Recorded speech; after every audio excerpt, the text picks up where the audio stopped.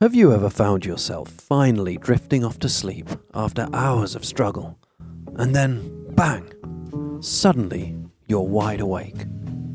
Your frustration spirals because you feel like you've missed that one window of opportunity, the last train to sleepland.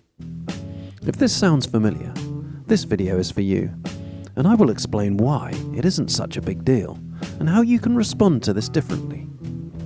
No more missing the last train, just catching some gentle waves instead. The cars hiss by my window like the waves down. Welcome to Act on Insomnia, a channel that helps you let go of sleep struggles using proven non-medicinal methods and based on the principles of acceptance and understanding your struggles. One of the most frustrating things you've probably experienced during insomnia is that feeling that you're finally drifting off to sleep, but then suddenly you find yourself wide awake again. It might be that the smallest thing has broken your fall into sleep. Your partner turning over in bed, a floorboard creaking, or a beep from your phone. It may not even be anything external that has woken you up.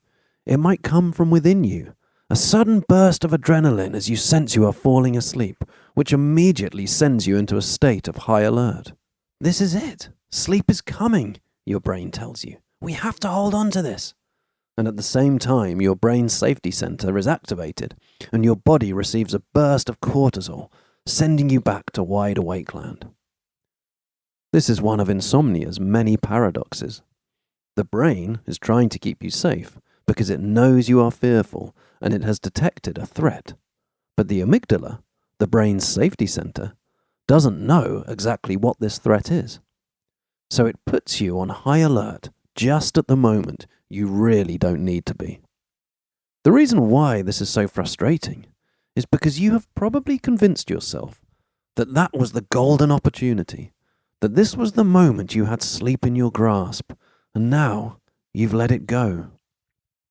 It feels as if you've missed the last train home, and now there is no way to reach your destination. You'll have to wait till morning and start all over again. And this, in turn, can lead to anger. You might blame your partner for turning over at the wrong time, or your housemate for making the floorboards creak, or yourself for not putting your phone on silent. But this blame is misplaced and only heightens your emotions, pushing sleep further away.